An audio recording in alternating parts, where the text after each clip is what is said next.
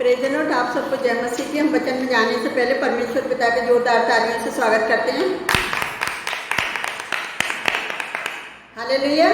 तो हम आज का जो वचन पढ़ेंगे फिलिपियों पहले का 19, और इस वचन को कोई पढ़ेगा। और आज का जो टॉपिक है जीवित रहना मसीह है। क्योंकि मैं जानता हूँ कि तुम्हारी विनती के द्वारा और यीशु मसीह की आत्मा के दान के द्वारा इसका प्रतिफल मेरा उद्धार होगा। हालेलुया। इस वचन में पौलुस के बारे में लिखा हुआ है कि किस तरह पौलुस अपने बारे में कहता है कि मैं जानता हूँ कि तुम्हारी विनती के द्वारा और यीशु मसीह की आत्मा के दान के द्वारा इसका प्रतिफल मेरा उद्धार होगा। इस जन्म में तो उसको जेल से कैदी से आज़ादी मिलेगी, लेकिन अगले जन्म में भी उसे उद्धार मिलेगा। पौलुस को अगर हम 21 में देखेंगे तो उसमें लिखा है कि क्योंकि मेरे लिए जीवित रहना मसीह है और मर जाना लाभ है। तो देख लो किस तरह से कह रहा है पौलुस कि मसीह में जीवित रहना मसीह है और मर जाना लाभ है। अगर हम 23 में देखेंगे तो उसमें लिखा है क्योंकि मैं दोनों के बीच आधार में लटका हुआ हूँ, जो चाहता हूँ कि पूछा करके मसीह के पास जा रहा हूँ, क्योंकि ये बहुत ही अच्छा है। देख रहे हो कितनी अच्छी बात कह रही है पौलुस को, मसीह के पास जाना अच्छा है।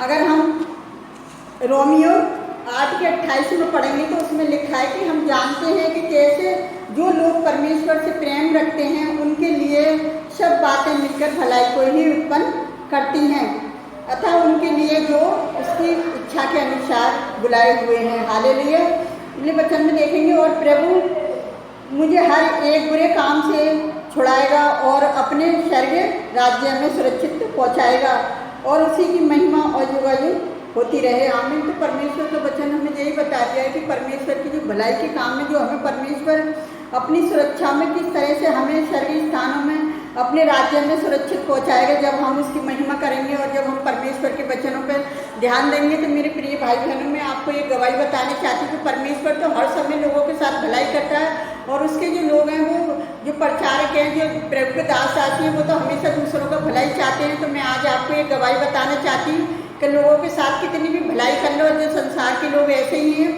तो अभी एक लेडीज़ के बारे में बता रही हूँ कि उसका 2 बच्चे हैं और काफ़ी टाइम से वो परेशान थी, और वो एक दिन हमारे घर में आके बोलती है कि मेरे लिए प्रार्थना करो, मेरे पति का काम छूट गया और मैं इतनी परेशान हूँ तो मैं आपको कुछ बता नहीं सकती, और रोने लगी। जब वो रो रही तो मैंने बोला आप चुप हो जाओ, पहले आप अपनी परेशानी बताओ, मैं आपके लिए दुआ करूँगी।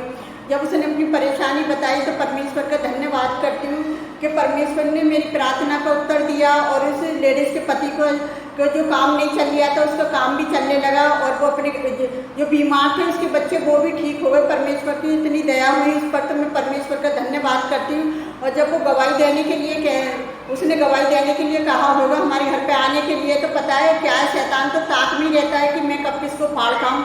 तो किसी से उसने कहा होगा, लेकिन क्या करा, उसको आने से रोक दिया गया कि मत क्या कहते तेरे भगवानों ने काम कराया। तो जो परमेश्वर का काम है वो परमेश्वर जानता है। अगर वो गवाही देगा तो परमेश्वर उसको और आशीष देगा कि उसके द्वारा और भी लोग बचाए जा सकें। हमारा काम किसी का धर्म परिवर्तन कराना या किसी के को जबरदस्ती बुलाना हमारा काम नहीं है। हमारा काम तो जो परमेश्वर ने दिया है कि हमें लोगों के साथ भलाई करनी है और उनके लिए प्रार्थना करनी है। बाकी काम करना परमेश्वर का काम है। परमेश्वर ने उसके बच्चों को चंगाई दी, उसके पति को काम दिया। हम इस बड़ी दया के लिए परमेश्वर का धन्यवाद करते हैं कि प्रभु ने हमारी प्रार्थना का उत्तर दिया, तो मैं परमेश्वर का धन्यवाद करती हूँ। तो आइए हम आप सबके लिए प्रार्थना करते हैं। आप भी हमारे साथ मिलकर प्रार्थना करें। Hallelujah, hallelujah. धन्यवाद, धन्यवाद। राजाओं के राजा, प्रभुओं के प्रभु, आपका धन्यवाद करते हैं इस सुंदर गवाही के लिए, इस सुंदर वचन के लिए पिता, कि जो आपने भलाई के लिए पिता जो अपने लोगों को भेजा है पिता। कोई भी अपनी तरफ से कुछ नहीं कर सकता, अपने चुने हुए लोगों के द्वारा जो अपनी महिमा ले रहे हो उस बड़ी दया के लिए धन्यवाद करते हैं पिता। जो आपके दास दासी जगह जगह काम कर रहे हो, जगह जगह प्रचार हो गया पिताजी, जो आपकी दया, जो आपका अनुग्रह प्यारे जो परमेश्वर, इस सारे संसार के लोग बचाए जा सके कि यीशु मसीह का बलिदान होना सिर्फ एक ही जाति के लिए नहीं था, सारी मानव जाति के लिए था कि सारे संसार के लोग बचाए जा सके, कि यीशु के कोड़े खाने से लोगों को चंगाई मिले, उसके लहू के द्वारा शिफा मिले, उसकी सूली की मौत के द्वारा उन्हें जीवन मिले। तो प्यारे जो परमेश्वर यीशु मसीह का बलिदान होना भी एक आशीष बन जाए तेरे लोगों के लिए। प्यारे जो परमेश्वर, जितने लोग विश्वास के साथ आपसे प्रार्थना करते हैं आप उनकी प्रार्थनाओं का उत्तर देते हैं। प्यारे जो परमेश्वर, जब आपके भवन में कोई रो रो कर आकर प्रार्थना करता है तो आप उनकी विनतियों को सुनते हैं। तो प्यारे जो परमेश्वर, आपने उस लेडीज की प्रार्थना को भी सुना और हमारी प्रार्थना को सुना, उस बड़ी दया के लिए भी आपका धन्यवाद करते हैं। मेरे जो परमेश्वर, जितने लोग आपके वचनों को ग्रहण करते हैं, जितने लोग हमारी वीडियो को देखते हैं, प्यारे सुनते हैं, प्यारे जो परमेश्वर, उस बड़ी दया के लिए भी धन्यवाद करती हूँ। उनके घरों में भी पिता आपकी आशीष, आपकी बरकत हो। प्यारे जो परमेश्वर, उस घर के बड़े बुजुर्गों पर आपकी आशीष हो पिता। और मैं उन सब उनके बच्चों के लिए भी प्रार्थना करती हूँ जो उनकी परीक्षाएं आ रही है पिता, उन्हें सब बच्चों को अच्छे नंबरों से पास करना। मेरे जो परमेश्वर, आपसे विनती करती हूँ जितने लोग हमारे घर पर आते हैं प्यारे जो परमेश्वर, उनको भी आशीष देना पिता। और मैं आपसे विनती करती हूँ प्यारे जो परमेश्वर, जितने लोग हमें लाइक कमेंट सब्सक्राइबर करते हैं, इनको बड़ी आशीष देना पिता, कि हमारी वीडियो को सुनना भी उनके लिए एक आशीष का कारण बन जाए पिता। उनके जीवन में जो वचन 100 गुना फलवंत हो जाए प्यारे जो परमेश्वर।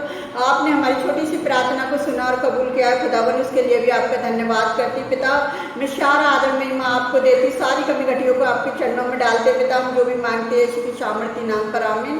प्रभु आप सबको बहुत अच्छी आशीष दे।